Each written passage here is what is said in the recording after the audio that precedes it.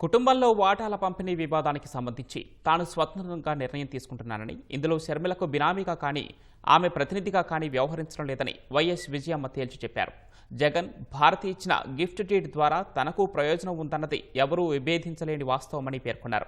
ఇందులో భాగంగా classic reality private లిమిటెడ్కు తగిన ప్రతిఫలం చెల్లించి వాటాల కొనుగోలు ఒప్పందం చేసుకున్నానని తెలిపారు. ఈ పత్రాలను ఎవరూ తిరస్కరించలేరని, అలాగే తన పట్ల ప్రేమ ఆప్యాయతలను జగన్ కూడా నిరాకరించలేదని పేర్కొన్నారు. ఈ మేరకు జాతీయ కంపెనీల అప్పీలేట్ ఎన్సీఎల్ఏటీ చెన్నై బెంచ్కు విజయమ్మ నివేదించారు.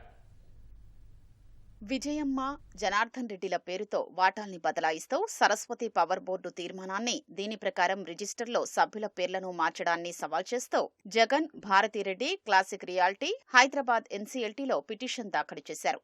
దీనిపై విచారించిన ఎన్సీఎల్టీ వాటాల బదలాయింపు రద్దు చేస్తూ జగన్, భారతి, క్లాసిక్ రియాలిటీల పేర్లను పునరుద్ధరించాలంటూ గత ఏడాది జూలై 29న తీర్పిచ్చింది. హైదరాబాద్ ఎన్సీఎల్టీ ఇచ్చిన తీర్పు చట్టవిరుద్ధమని, దాని అమలును నిలిపివేస్తూ ఉత్తర్వులు జారీ చేయాలని కోరుతూ Saraswati power limited, YS Vijayamma, Chennai ఎన్సీఎల్ఏటీలో వేరువేరుగా అప్పీళ్లు దాఖలు చేశారు. ఈ పిటిషన్లపై మరోసారి ఎన్సీఎల్ఏటీ విచారణ చేపట్టి విచారణను ఏప్రిల్ 29కి వాయిదా వేసింది. ఇందులో ప్రతివాదిగా ఉన్న తన కుమారుడు జగన్ చేసిన ఆరోపణలకు సమాధానమివ్వడానికి ఈ అఫిడవిట్ దాఖలు చేస్తున్నట్లు విజయమ్మ ఎన్సీఎల్ఏటీకి నివేదించారు.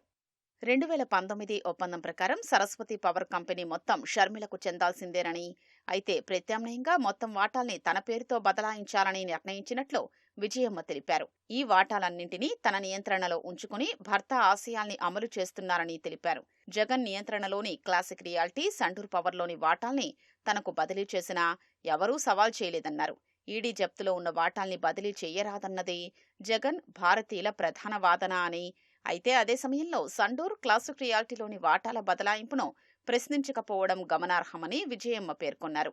అందువల్ల జప్తులోని వాటాల్ని బదిలీ చేయరాదన్నది వారి ఎత్తుగడ తప్ప వాస్తవం కాదన్నారు.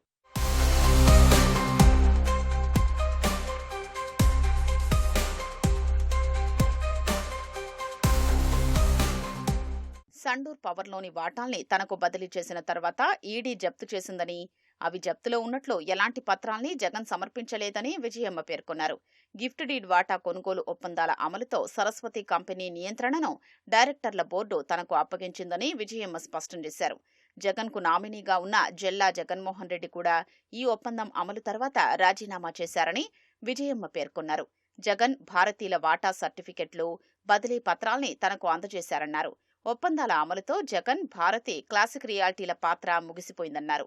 వాటాల బదిలీకి సంబంధించి అధికారిక రిజిస్ట్రేషన్ జరగకపోయినా వాటాల బదిలీపై ఎలాంటి ప్రభావమూ లేదన్నారు. వాటా పత్రాలు, బదిలీ దరఖాస్తుల్ని బోర్డుకు అందజేయడానికి చూడగా అవి కనిపించలేదని, దీనికి సంబంధించిన సమగ్ర వివరణ ఇచ్చినట్లు తెలిపారు. వివాదాస్పదమైన వాటాల బదిలీ ప్రక్రియ సవరించడానికి, ఇప్పటికే కుటుంబ సభ్యుల మధ్య అవగాహనతో ముగిసిన లావాదేవీల్ని రద్దు చేయడానికి జగన్, భారతి ఎంచుకున్న ఎత్తుగడ మాత్రమేనని పేర్కొన్నారు. వివాదానికి సంబంధించిన ఉత్తర్వులు వెలువడిన వెంటనే క్లాసిక్ రియాలిటీ తన నుంచి వాటాల కొనుగోలు కింద స్వీకరించిన మొత్తాన్ని తిరిగి చెల్లిస్తాను అనడమే దీనికి నిదర్శనమన్నారు. ట్రైబ్యునల్ ఉత్తర్వుల్ని గిఫ్ట్ డీడ్, వాటాల కొనుగోలు ఒప్పందాలు రద్దయినట్లుగా చిత్రీకరించడానికి ప్రయత్నిస్తున్నారని విజయమ్మ ఆరోపించారు. వాటాల బదిలీకి 2024 జూలైలో ఆమోదం లభించిందని, అయితే జగన్ కంపెనీకి అభ్యంతరం వ్యక్తం చేస్తూ రాసిన లేఖలో అతని వద్ద అసలైన వాటా సర్టిఫికెట్లు ఉన్నట్లు ప్రస్తావించలేదన్నారు. కేవలం వాటాల బదిలీకి సంబంధించిన కొన్ని ప్రక్రియలు పెండింగ్లో ఉన్నాయని మాత్రమే పేర్కొన్నారన్నారు. కంపెనీ పిటిషన్తో పాటు అసలైన వాటా సర్టిఫికెట్లను ఎందుకు సమర్పించలేదన్న దానిపై వివరణ ఇవ్వలేదన్నారు. ఈ మేరకు విజయమ్మ తరపున మహర్షి విశ్వరాజ్ కౌంటర్ దాఖలు చేశారు.